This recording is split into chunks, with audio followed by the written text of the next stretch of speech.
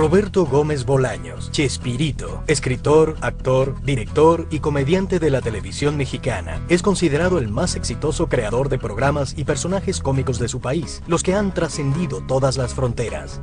El Chavo es su más exitosa creación y lleva 40 años ininterrumpidos al aire, conquistando audiencias televisivas en más de 90 países y habiendo sido doblado a más de 50 idiomas.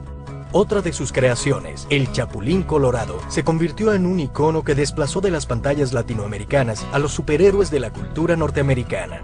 Creo que él ha trascendido. Una de sus grandes fuerzas ha sido quizá el crear todas esas frases que le dieron personalidad y que le dieron características y que lo hacen inolvidable.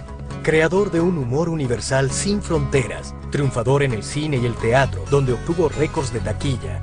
En la radio y la televisión, sus programas alcanzaron los más altos niveles de audiencia. Él demostró que se puede hacer una televisión, un espectáculo sano, exitoso.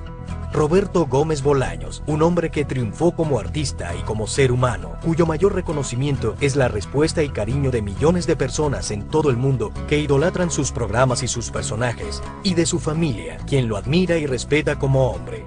Yo pienso que tiene un contenido sociológico que no ha sido visto así por las clases intelectuales. Roberto Gómez Bolaños es el segundo hijo de una familia de clase media, nacido el 21 de febrero de 1929 en la Ciudad de México. Mi característica principal fue el miedo siempre, de niño. Recuerdo que me daba miedo asomarme abajo de las camas, como que estaba algún diablo o algo así. Y de jovencillo peor, entonces por eso era yo peleonero, pero por miedo. El padre de Roberto era Francisco Gómez Linares, un hombre talentoso, aficionado a la pintura, al teatro, la música y la declamación. Un pintor que llegó a ser un prestigioso ilustrador y retratista. Él hacía las ilustraciones del Universal Ilustrado. Ilustraba además cuentos, por ejemplo, de Martín Luis Guzmán, uno de los escritores más famosos y mejores de México. Un hombre bohemio, cuyo ritmo de vida social provocó su temprana muerte a causa de un derrame cerebral cuando su hijo Roberto apenas contaba con 6 años de edad. Porque tomaba y había muchas mujeres guapas. La bebida incluía el ajenjo y algunas cosas tan fuertes como eso. De hecho, cuando le dijeron que su papá había muerto, él me cuenta que se sentó en una ventana porque no creía que no fuera a volver. No vino nunca, pero quería yo que llegara. Y luego, en toda mi vida he seguido soñándolo y que nos encontramos, platicamos y me dice, pero me tengo que ir ya. Lejos de una herencia, o al menos de su tranquilidad, Francisco Gómez había partido dejando deudas y sorpresas a la familia. Cuando se casó mi mamá, había sucedido como en las películas. Si hay alguien que se oponga a este matrimonio, que lo diga ahora o que calle para siempre. Pues entró una señora y dijo, yo me opongo. Consternación en la iglesia. ¿Por qué? Porque este niño es hijo de él, y si era cierto. Después, cuando murió mi papá, volvió a ir la señora y dijo, algo me debe de haber dejado don Paco a mí. Quiero compartirlo. Y mi mamá le dijo encantado, porque lo que dejó fueron deudas a granel. A consecuencia de la muerte de su esposo, la madre de Roberto se abocó a la ardua labor de criar a sus 3 niños en soledad, realizando trabajos de todo tipo, con una fuerza emprendedora que condicionaría la mirada del mundo que Roberto tendría. Pintaba, escribía. Ella fue para nosotros mamá, papá, hermana, nana, cuidadora, profesora, maestra, todo.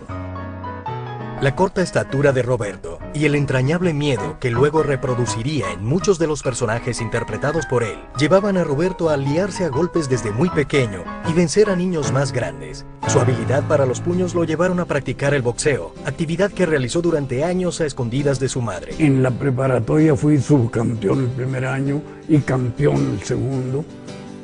Entré a los Guantes de Oro, la competencia más fuerte del boxeo amateur. Otra de las habilidades de Roberto fue el fútbol, donde llegó a brillar como jugador amateur. Era muy aburrido, porque lo único que sabía hacer era estar mete y mete goles, mete goles todo el tiempo. Él fue un gran jugador de fútbol. Yo creo que pudiera haber sido profesional si hubiera tenido la corpulencia correspondiente, pero no era muy finito de estatura y de complexión. La ventaja en el fútbol es para el bajo, porque el juego es a ras del suelo y están más cerca. Ya en la adolescencia, su carisma, su natural destreza física y las múltiples artes en las que ya se involucraba, como la música, la pintura y la escritura, lo llevaron inmediatamente a convertirse en líder de una pandilla de barrio en el México de los 40. Arranqué la placa, que eran azules con letras blancas, la pinté toda de azul y puse calle de Roberto Gómez. Y duró algún tiempo allí, llegaba alguna persona y nos decía, por ejemplo, ¿dónde está la calle de Nicolás San Juan? Miren, se va aquí por todo Roberto Gómez y 3 cuadras para allá. ¿Por dónde? Ah, se llamaba de otro modo. Sí, pero ya ve que le andan cambiando nombres a todo. Desde joven, de su juventud, era el que escribía las canciones para conquistar a las chamacas y el que escribía los sketches de sus amigos que hacían un festival de la colonia. Y él era el genio que hacía esto y le gustaba ese reconocimiento. Su popularidad en el barrio lo había hecho famoso entre las jóvenes, quienes lo solicitaban recurrentemente. Lo conocí en una fiesta que me llevó un primo mío de los Aracuanes. Él era el que tocaba las maracas en el son de los Aracuanes. Entonces él me dijo, ¿quieres bailar? Uy, casi me desmayo. Me estaba sacando a bailar Roberto Gómez. Algunas se les llamaba las aracuanas también, porque eran desde esa época en que andaban noviando y saliendo con nosotros. Y yo era la novia de Roberto Gómez. Eso me hacía, uy, no, me agrandaba a mí. Y al agrandarme yo, se agrandaba él. Al momento de elegir una carrera profesional, la destreza para el dibujo y la facilidad para la matemática llevaron al joven Roberto a decidirse por la ingeniería. Él había tenido un tío que quiso mucho, que era ingeniero, y que tenía un torno en su casa. Entonces con este torno hacía juguetes. Y mi papá se imaginó que ser ingeniero era hacer juguetes, ¿no? Y yo decía que le ayudaba, lo que hacía era pasarle la pinza, la tuerca, lo que necesitara, ¿no? Sin embargo, sus bajas calificaciones y un trabajo en el que comenzaba a vislumbrar el monótono futuro de su profesión lo llevaron a replantearse su carrera. Una mañana, un anuncio en el periódico captó su atención. Solicitaban aprendices para trabajar en radio y televisión. Esa misma mañana, Roberto acudía a la agencia de publicidad Darcy para encontrar una fila muy larga, donde estaban formados todos aquellos que aspiraban al puesto de productor. Pero la más cortita era la de escritoria y se formó, ¿eh? Y se la dieron de escritor de comerciales. El gerente me dijo, ¿cómo anda de rápido para escribir una máquina? Le dije, pues la verdad, los 2 últimos años no he tocado una máquina. Bueno, no importa. Eran los 2 últimos ni todos los anteriores, nunca había tocado una máquina. El trabajo de la agencia fascinó al joven Roberto. Allí se produjo una revelación para él, que iría develando en los años siguientes: la contundencia del lenguaje publicitario y el potencial de la utilización de las frases cortas y repetitivas para el impacto masivo. Yo siempre empecé yo a trabajar en eso y me fascinó. Y cuando dije esto sí lo quiero hacer, es cuando, como dije hace rato, me puse a superar todo, a saber escribir realmente. Escribía hasta 12 horas al día. Escribía mucho. Su sillón quedaba justo frente a la puerta y la puerta tenía de estas cerraduras grandes, viejas, por las que te podías asomar. Y mis hermanos y yo nos peleábamos por poderlo espiar, porque era delicioso verlo pensar cómo iba a escribir, qué iba a hacer. Todo estaba perfectamente planeado. En los carteles o en los jingles que componía, Roberto se distinguía por su peculiar e intrépido sentido del humor. Poco después, su jefe lo asignaba para escribir sus primeros libretos para la radio. Me dijeron, ¿podría escribir algo para la Viruta y Capulina? Y yo pregunté quiénes son esas señoras. Me sonaba Viruta y Capulina, las mujeres. No, son unos actores, están en la W, la XW, la estación. Fui a verlos y después de eso empecé a escribirles a todos los comediantes. Sin conocerlos personalmente, el joven Gómez Bolaños escribió su primer libreto. El impacto fue inmediato. El programa de radio era de 15 minutos. Empecé a escribirlo y antes de un mes dijeron, no, hay que aumentarlo a media hora. Aumentaron a media hora, primer lugar en radio. Viendo el potencial de la combinación de la escritura de Roberto Gómez Bolaños y el carisma de la dupla cómica, la marca patrocinadora se propuso reproducir el mismo esquema en el medio naciente, la televisión. Este sería el trampolín que impulsaría a Roberto hacia la fama y lo llevaría a descubrir otro de sus múltiples talentos, la actuación.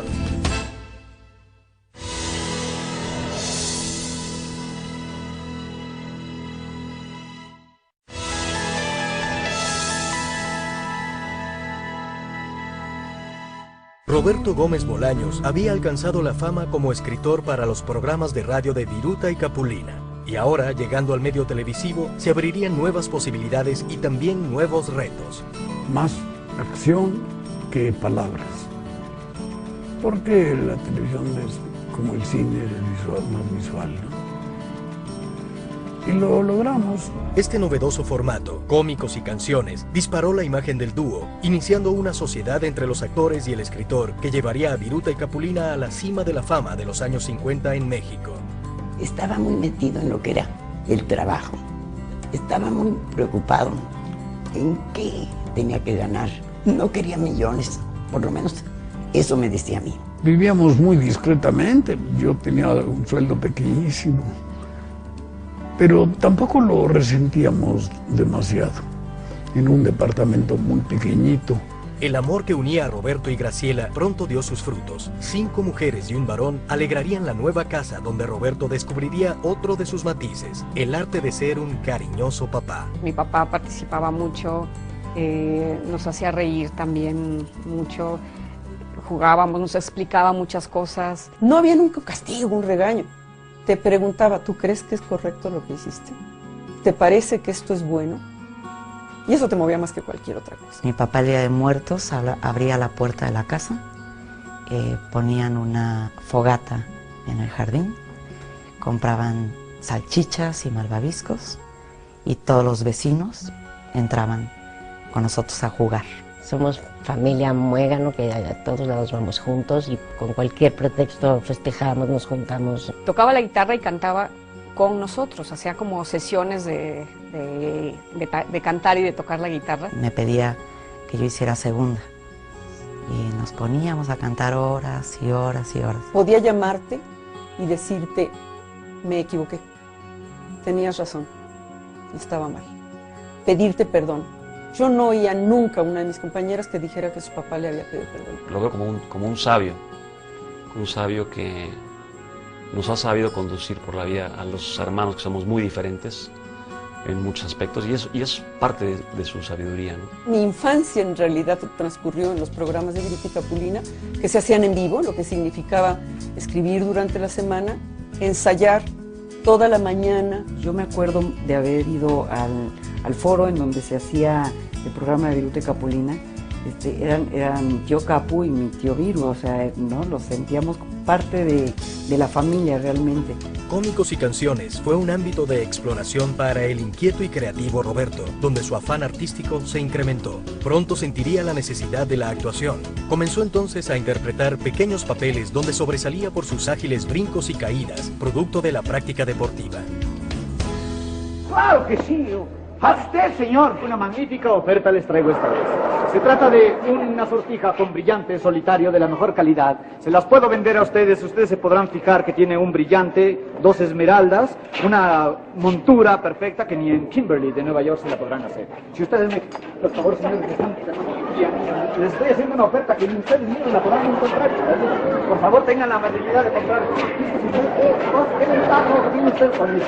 Caballero, es de lo mejor que puede usted encontrar en cualquier parte. Yo les suplico a ustedes tengan la bondad de comprarme una sortijita que nada les va a costar, caballero. Yo se lo puedo vender a un precio ridículo, verdaderamente ridículo, y ustedes me podrán ofrecer. Me costó trabajo, pero lo saqué. Que vino un comprador, pa' afuera. La primera vez que yo actué en un programa, ya tenía 29 años, y fue porque faltó un actor. Los programas eran en vivo, en directo, y lo saqué y me dijeron, oye, lo hiciste muy bien, ¿por qué no haces más? Y seguía haciendo así papelitos. Tengo un recuerdo de él que me dio mucha risa. En un programa que hacían Viruta y Capulina, él apareció. Yo me acuerdo que mi mamá me dijo, ese señor es el que lo escribe.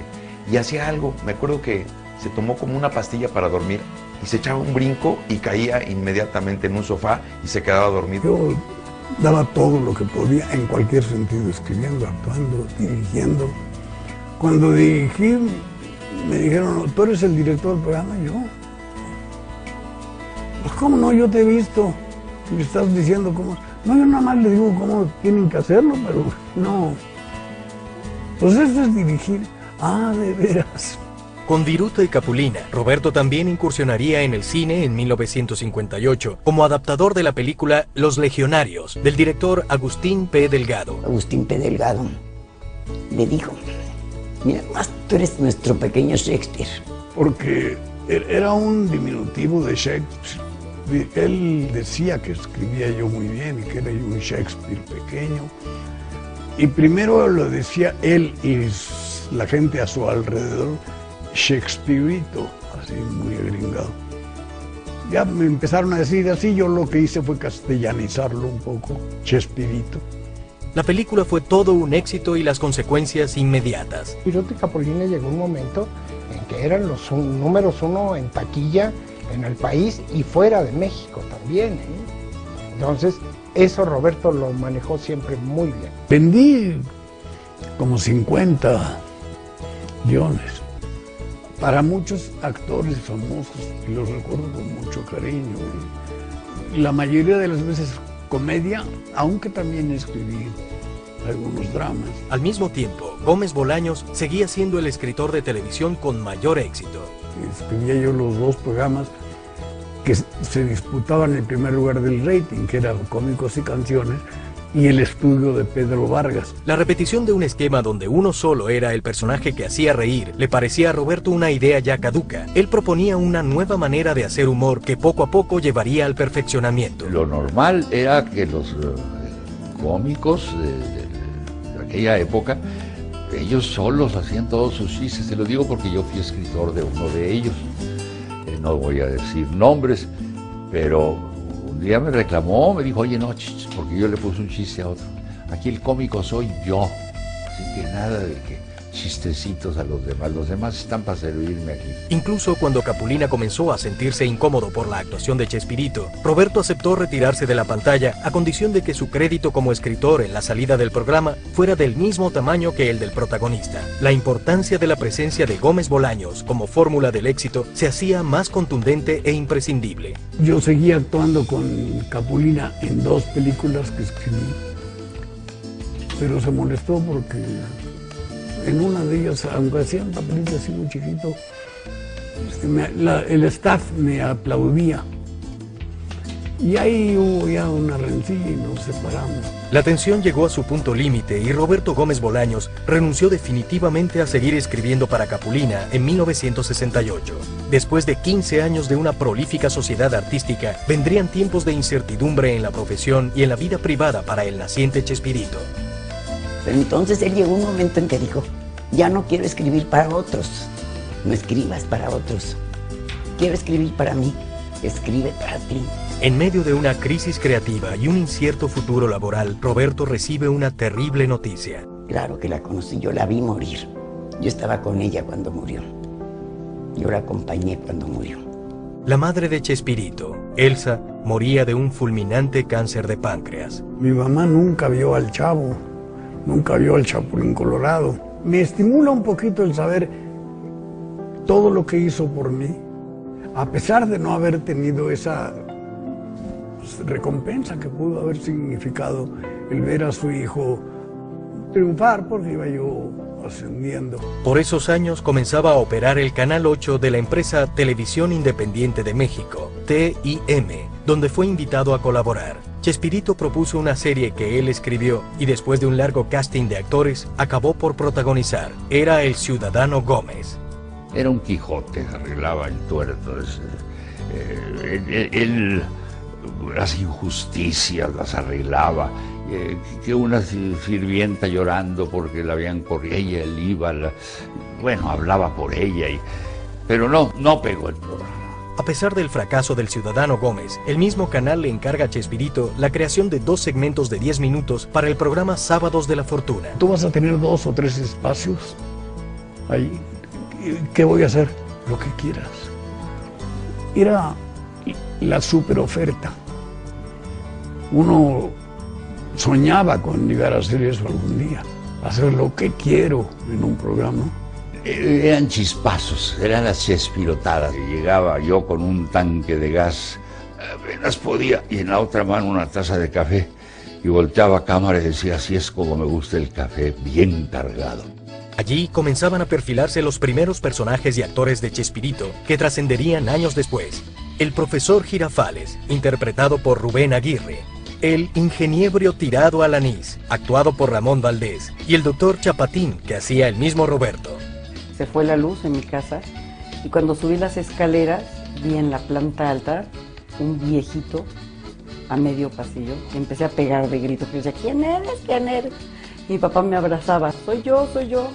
Estaba como probando su personaje del doctor Chapatín.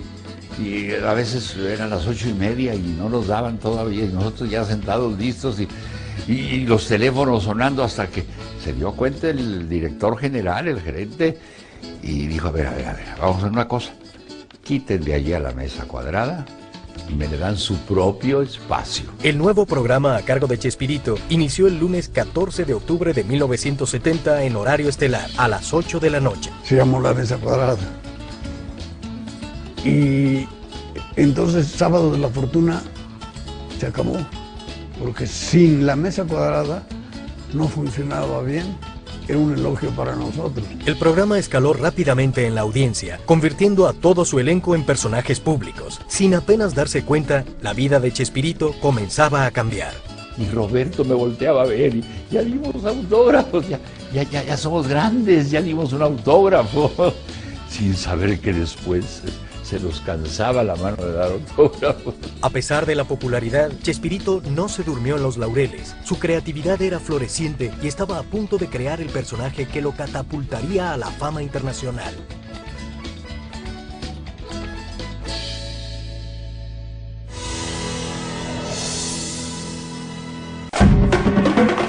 No me interesa ganar un lugar en nada.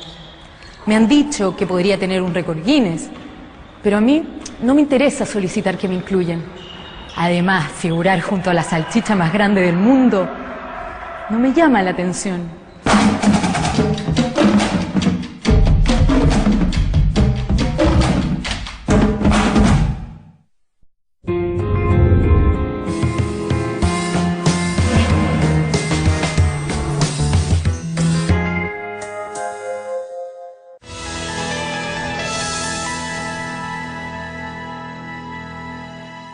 Tras los sucesivos éxitos en radio y televisión, Chespirito había obtenido su propio programa semanal. La necesidad de crear nuevos sketches lo impulsaría a idear el personaje que lo haría famoso en todo el mundo. Había ofrecido a un buen número de actores, de un buen número, 4 o 5 comediantes famosos o rumbo a la fama, y todos lo despreciaron, no les gustó. El valor no consiste en carecer de miedo, sino en superar el miedo. El Chapulín Colorado lo hacía consciente de que era pequeño, tonto, débil, torpe, pero con todas esas deficiencias, pero sobre todo el miedo, que lo demostraba a cada rato, pero se enfrentaba al problema.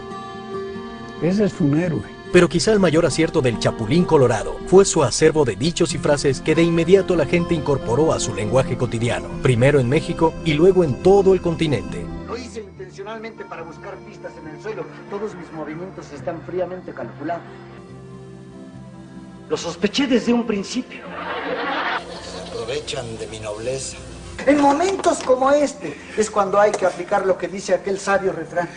No por mucho madrugar, que vas deprisa. La repentina partida temporal de Rubén Aguirre obligó a Chespirito a inventar un nuevo sketch que sustituyera al popular dueto de Los Loquitos con un nuevo personaje. Un niño pobre, tierno y rompecorazones que interpretaría él mismo. Y gustó mucho y dije, lo dejo a que siga funcionando ya. Y funcionó y fue el Chavo del Ocho, fue el gran hallazgo. Tenía que ser el Chavo del Ocho. Fue sin querer queriendo. No te juntes con esta chusma. Sí, mami. ¡Chusma! ¡Chusma!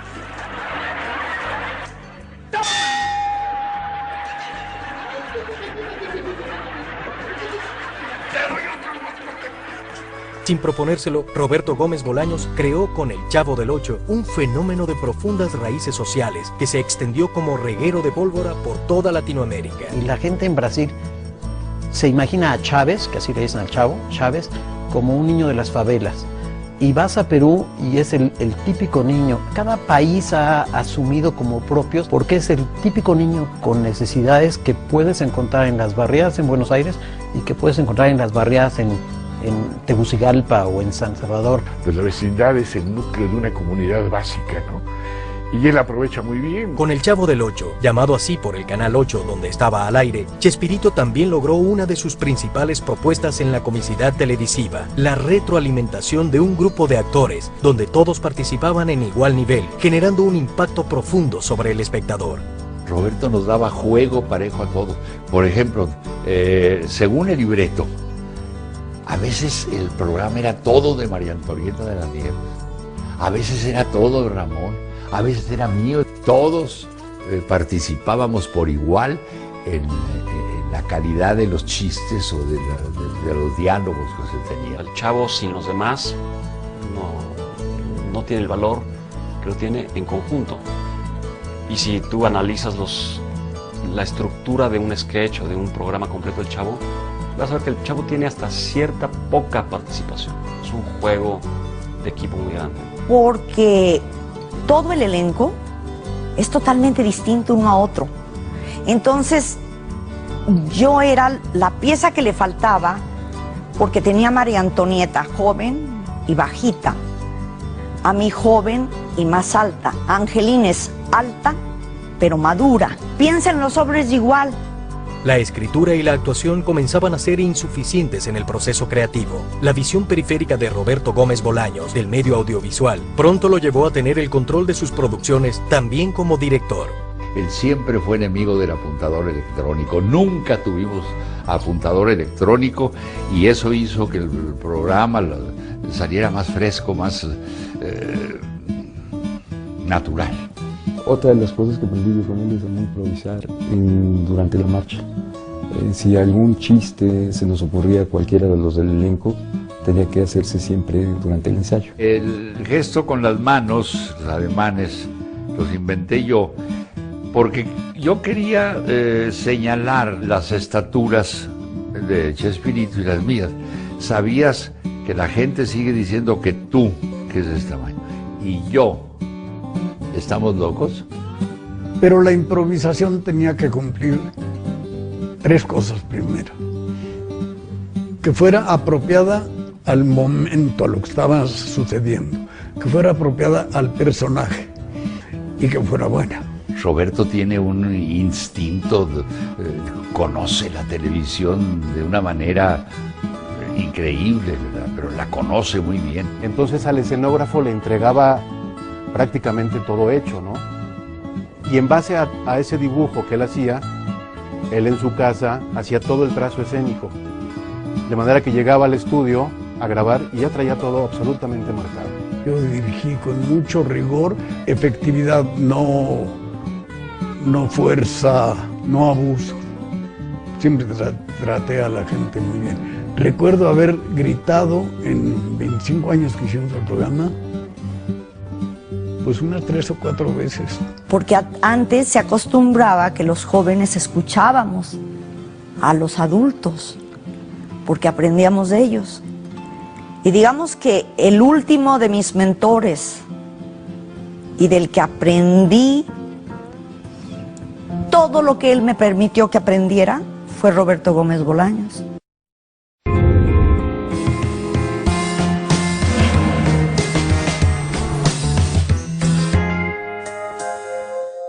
Como el padre cariñoso y cercano a su familia que siempre había sido, Chespirito podía observar las actitudes y juegos de sus hijos, los que fue imprimiendo y eternizando en la memoria del público a través de sus entrañables personajes. Por ejemplo, una de mis hijas brincoteaba como el Chavo, con nervios. Oye, papá, y luego que llegábamos y hacía así los pasitos. Apenas sí, junto las botellas y luego y todas las... para que... Todo lo hacía como muy intensamente corporalmente, entonces llegaba a pedir permiso para ir a la tienda a comprar algo y entonces tenía que brincar y así. Y entonces eso le llamaba la atención. Otra de mis hijas repetía algo que creo que lo hacían en su escuela. Cuando una cosa le daba molestia, dice, es que me da cosa. Y se lo puse al doctor Chapatín. Yo lo hacía de niña y entonces de Chapatín, por eso hacía así. Mi papá siempre fue muy cercano, no nada más a nosotros los hijos, sino a los sobrinos, a los jóvenes de la familia. Una vez me tocó que salió corriendo de grabar y llegó vestido del Chavo. Y sí fue choqueante bonito. Porque aunque pues yo sabía que mi papá era el Chavo, lo veía en la tele, ¿no? Pero ver entrar a la casa al Chavo, pues yo era una niña que era fanática del Chavo. Y fue así padrísimo, me acuerdo que sí, me emocioné mucho. La popularidad del programa comenzaba a inquietar a la competencia y Roberto es tentado a cambiarse de televisora. Emilio Azcárraga Milmo, dueño de Telesistema Mexicano, le ofrece una suma escandalosa. Y entonces dijo, no, espera, no puedo porque tengo un contrato vigente. Finalmente, Azcárraga no se vería obligado a esperar a que Chespirito cumpliera su contrato, pues Telesistema Mexicano y TIM se fusionaron para conformar la poderosa Televisa. Años después el señor Azcárraga reconocía el no haber pateado quienes le habían dado la oportunidad importante. Me llamó la atención de varias cosas. Una de ellas, la principal de todas, era la enorme, pero enorme sinceridad que se le veía y que se le oía. Al hablar, al tratar con él, era un hombre muy... es el hombre más parejo que yo he conocido en toda mi vida. De veras un hombre... Los programas de Chespirito pasarían en idéntico horario del Canal 8 al Canal 2, manteniendo su primer lugar en audiencia, y el Chavo perdería su apellido del 8. Este hecho fundamental abriría para Televisa el mercado internacional.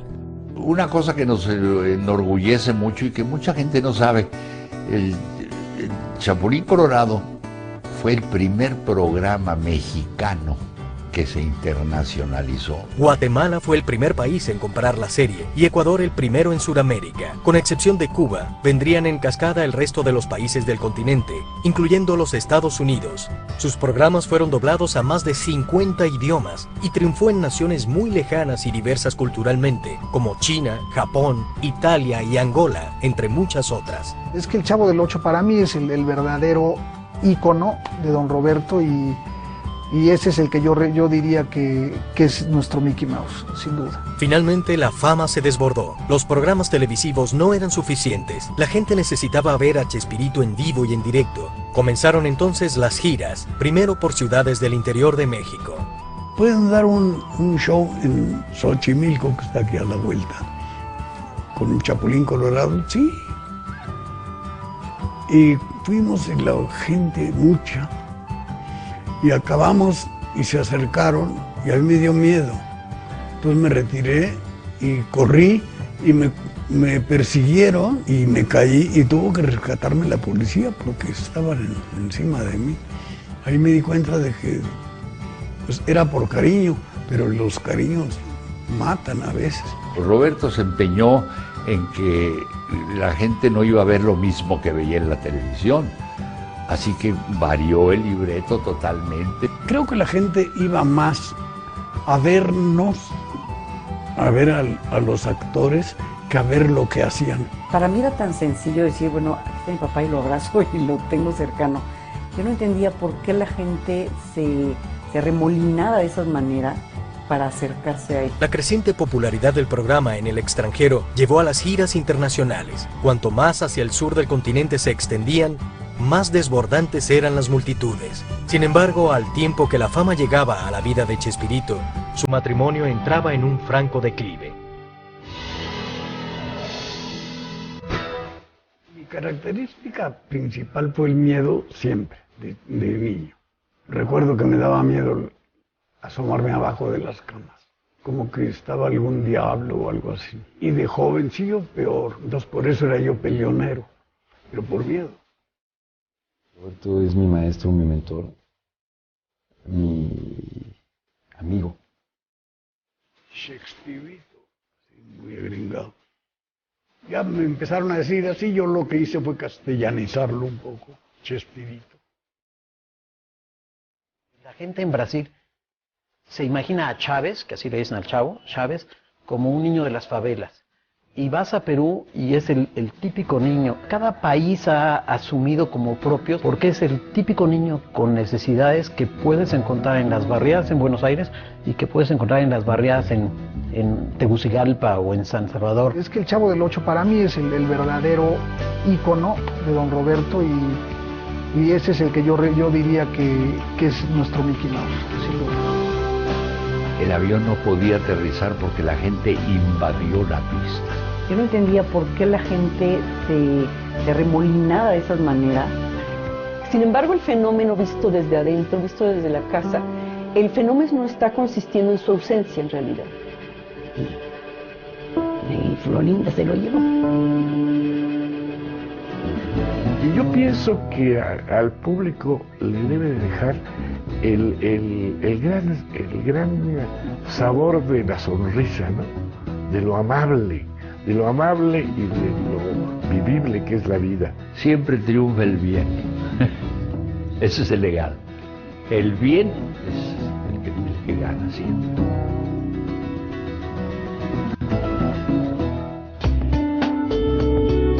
Presentado por Nissan, innovación para todos.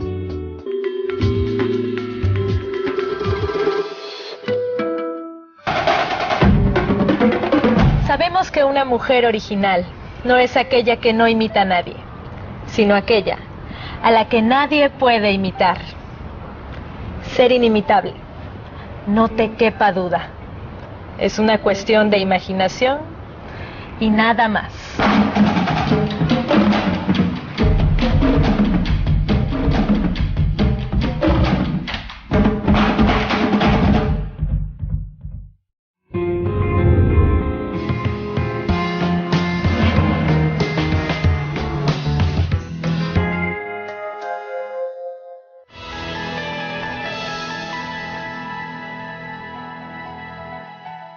La vida de Roberto comenzaba a cambiar. Al tiempo que los viajes de trabajo lejos de la familia se hacían más frecuentes y prolongados, la difusión de sus programas lo había convertido en una figura pública, requerida en todos los países de Latinoamérica. Cuando le dije a un productor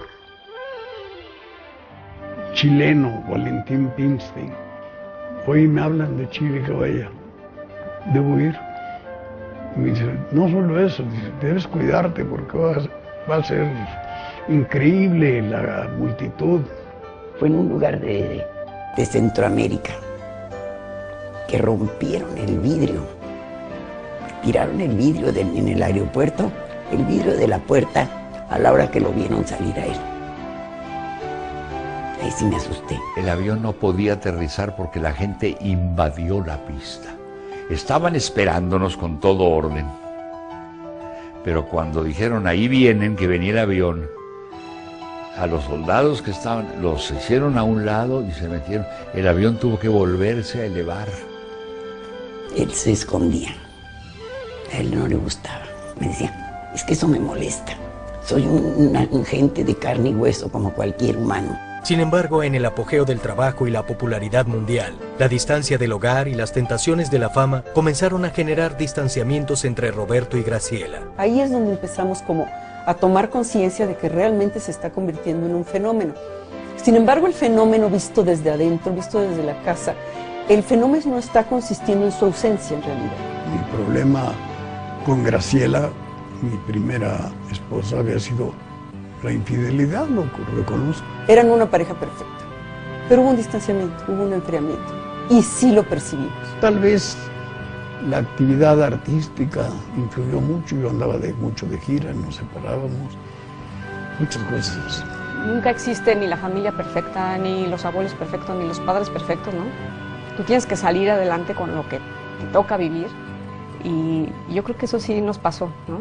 Es que hace 34, 35 años, 40 años, era otro mundo, de veras. Entonces, todo era mucho más discreto y fuimos realmente muy agredidos, víctimas de los medios, de todo, pero no como ahora de que los acose todo, no. Yo era una malvada, robamaridos, y él era un desgraciado que dejaba y no dejaba a sus hijos. Realmente ha sido un padre extraordinario. Esos 23 años fui muy feliz. Y ya cuando él se fue, primero lo sufrí mucho, mucho, mucho, mucho. La sigo queriendo. Ya no es mi mujer, pero como una hermana la quiero mucho y la ayudo en todo lo que puedo. Y ya a los 23 años, dijo, ya se te acabó tu cuota. Y Florinda se lo llevó. Poco después del divorcio, Chespirito haría público un romance con una integrante de su cuadro de actores, Florinda Mesa. Si alguien te divierte, si alguien te hace la vida amena, si te habla muy bonito, si te escribe poemas, si te hace dibujitos, te pinta, te dibuja cuando estás sentada y tú nomás ves que te ve y haces así, y de pronto va y te enseña en la hoja trasera del libreto que él manejaba dirigiendo, y te enseña cómo te pintó, te sientes súper halagada, ¿no? En Chile. Eso lo tengo muy presente porque además fue la iniciativa útil, fue la de ella, porque yo he sido tonto en todo eso. Me dijo, si quieres besar a alguien, ¿por qué no me besas a mí? Esta relación le daría a Roberto un nuevo aire que se traduciría en un poderoso impulso a su creatividad. Desde que la fama lo tenía atrapado con sus programas y giras, Chespirito había hecho a un lado el cine, pero ahora Televisa quería aprovechar su popularidad para lanzar una película. Sin embargo, Gómez Bolaños se negó a hacer cualquier film en torno al Chapulín Colorado o al Chavo, sorprendiendo a todo su público al dar rienda suelta a su pasión por el fútbol con El Chanfle, donde todos sus actores interpretaban papeles totalmente distintos a los de la pantalla chica. El éxito fue instantáneo e inmediatamente siguieron las películas Charrito, El Chanfle 2 y Don Ratón y Don Ratero, escritas, dirigidas y actuadas también por él. Yo lo aprecio muchísimo como escritor, pero me sorprende su capacidad de actuación, ¿no? Es escritor, es director y es actor, lo que quisiéramos hacer todos los escritores, ¿no? Yo creo que Roberto forma parte de esa generación de autores, actores, directores, de ese gran prestigio que ha tenido el cine mexicano en todos sus géneros, ¿no? Las consecuencias de la fama no se hicieron esperar en los actores del elenco. Pronto, muchos de ellos, embriagados por las mieles del éxito, comenzaron a desertar del programa. Entre ellos, Carlos Villagrán, Kiko. ¡Cállate, que me desespero! Tuvimos algunos problemas después, pero yo no los mezclo tanto porque me interesa el tiempo que trabajó conmigo. Se fue Kiko, le avisó a Roberto y todo. Roberto, pues, ya me pagan tanto. Como dijo Roberto, pues vete, nada más que el nombre de Kiko es mío, ese no lo puedes usar. Y valió, él usó el nombre de Kiko hasta que se cansó. miserias humanas. Otros miembros del elenco fueron muriendo durante los años que se extendió el programa, como el Chato Padilla y Angelines Fernández, pero sin duda la pérdida irreparable más sentida fue la de Ramón Valdés, quien moriría debido a un cáncer de estómago, consecuencia de sus años de excesos. Si tú vas a Brasil, hay páginas enteras y casi hay una religión para Ramón Valdés. Es un ícono, me atrevería a decir que más grande que el Chavo, porque se fascinaba escribiéndole con él, le divertía enormemente escribirle a él. Mientras tanto, gracias al impulso de Florinda Mesa, Chespirito estaba a punto de tomar revancha con el teatro, un pendiente en su lista de éxitos. Florinda fue la que me dijo, ¿por qué no aumentas al chofer el papel en esta forma y lo interpretas tú y la montamos? La obra 11 y 12, el mayor éxito en la historia del teatro mexicano, acumuló más de 3.200 representaciones, contando giras y temporadas cortas por México y el extranjero. Me daba cosa, porque entraba yo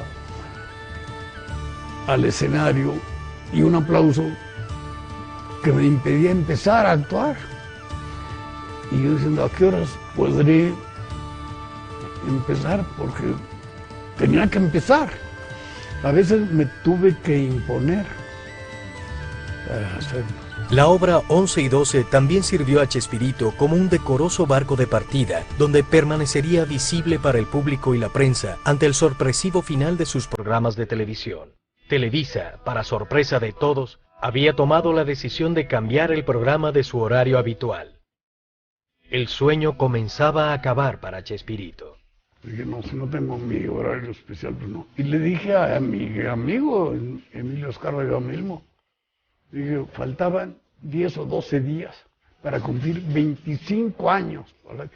¿Y por qué no me avisaste? Pues porque no me imaginé que fueran a hacerlo. Fue cuando nos hablaron de TV Azteca y de Miami, de Los Ángeles, nos hablaban en televisoras, pagándonos lo que fuera porque siguiéramos trabajando allá. Dijo Roberto, no, se acabó. Se acabó. Chespirito decidió dar por terminado el programa. En su opinión, el Chavo y el Chapulín Colorado debían descansar antes de que dieran lástima. A sus 66 años ya no le era posible hacer las mismas caídas y piruetas, además de que cada vez eran más notorias las ausencias de su elenco. Él se vio en pantalla y dijo, no debo hacer más el Chavo.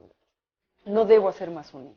El Chapulín Colorado sí requería una franca habilidad física, que ya con los años empezaba a ser más difícil. Desde la venta internacional, 25 años antes, siempre han habido al menos 10 países donde se siguen proyectando las repeticiones del Chavo y del Chapulín Colorado, lo cual significa un récord mundial de 40 años ininterrumpidos de seguir al aire. Hay como una especie de vacío entre el 95 y el 2000, por lo menos en México, ¿no?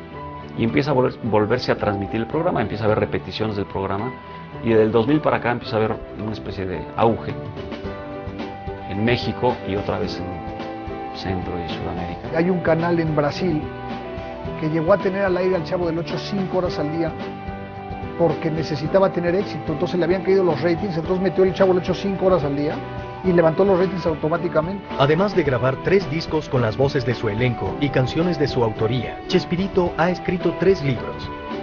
El legado de Chespirito es inmenso, su acervo creativo es de un hombre renacentista, y aún así, su mayor cosecha es la de la gente que ha cultivado en su entorno. Roberto es mi maestro, mi mentor, mi amigo.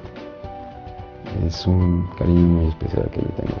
Él me ha hecho la enorme distinción de compartir conmigo no solamente las cosas que sabe, que son muchas, sino también su familia y el encanto de haber trabajado con él durante todo este tiempo. Un creador incansable que aprovechó los últimos destellos de la radio, el nacimiento de la televisión y el auge del cine mexicano para hacer una comedia universal, un humor blanco y para todas las edades. Nuestros medios intelectuales que no quieren tener nada que ver o no querían tener nada que ver en ese tiempo con la televisión, al que Monsiváis llamaba la caja idiota, se perdieron de observar muchos programas como inteligentes como los de Chespirito, ¿no?